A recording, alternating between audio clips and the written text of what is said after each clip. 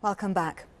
Residents of Limpopo should brace themselves for new nightlife changes. That's because from the 1st of August 2023, the sale of alcohol in the province will be prohibited after midnight. The alcohol midnight curfew announced by the Department of Economic Development, Environment and Tourism aims to address the province's social issues, such as community instability to gender-based violence. Let's get a reaction to this now with the National Liquor Traders Association's Lucky Ntimane. Thank you very much, Mr. Ntimane, for your time this evening. First off, how do you feel about the midnight alcohol ban in Limpopo? Thank you so much for the opportunity. We are obviously not happy with the announcement that there will be a ban on alcohol after 12 midnight, but also we take an issue with the fact that the Liquor Board in Limpopo has also proposed to increase the license renewal fees from 100 Rand to 750 Rand. And we have made known our feelings through a letter that we wrote to the Premier on the 15th of March, which he responded to on the 23rd of March through his Chief of Staff to say that our concern will be given a hearing. Be that as it may, we didn't hear anything from the province. And now that this cat is now out of the bag, we are now having to respond to say we reserve our right to take this matter to court.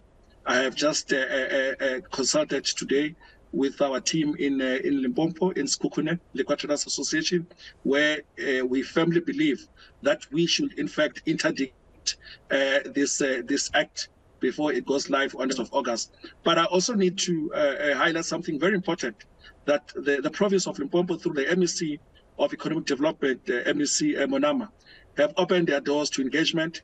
And in this regard, we have an appointment with them on Monday, 12 o'clock, to iron out some of these issues, because we feel that there is still room for us to be able to look particularly at the issue of the trading hours, as well as the increase in the license renewal fees. Do you think this ban on alcohol will have an impact on illegal alcohol sales? Because that's what we saw during the COVID-19 pandemic, during those alcohol bans, that as soon as people couldn't get their hands on the legal sale of alcohol, they resorted to the black market. And there were certainly instances where unsafe alcohol was sold.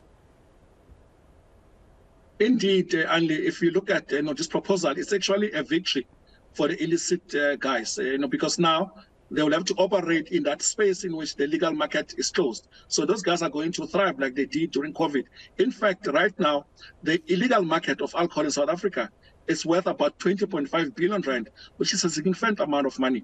And those people have now established a route to market, so meaning that they've got their own customer.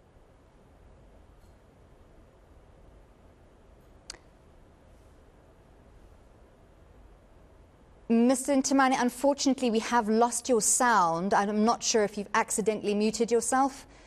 Let's see if we can get you back. Ali, can you hear me? Yes, we can hear you now. Please carry on. Okay. So I was saying that, the proposal as it stands is actually a welcome relief for those that deal in illicit alcohol.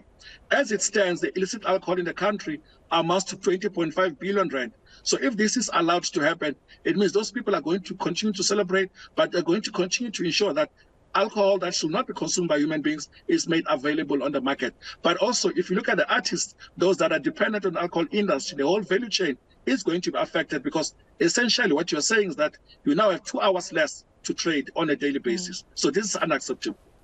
Let's just talk a little bit about the fine line between providing a service, in your case, doing business in the liquor industry, on the one hand, and supporting initiatives that foster the responsible use of alcohol on the other hand. What is your stance? Because the department in Limpopo is saying that the reason for this alcohol ban is to try and curb social ills like violence in communities, gender-based violence, general crime. And surely you can get behind that. We fully support any efforts and initiative by government to tackle crime. And us as the alcohol industry actually have developed a program. If we look at gender-based violence, we have tavern dialogues on gender-based violence, which have been running for over 3 years. and we partner with the community policing forums, we partner with SEPs at the national and provincial level.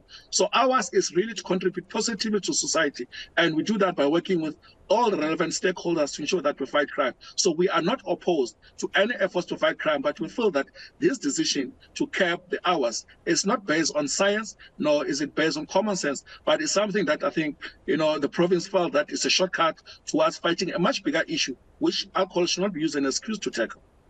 Let's just talk about the licence fees a little bit. That's a big jump. Do you think that would also force some liquor outlets to resort to selling alcohol without a licence and therefore not being regulated?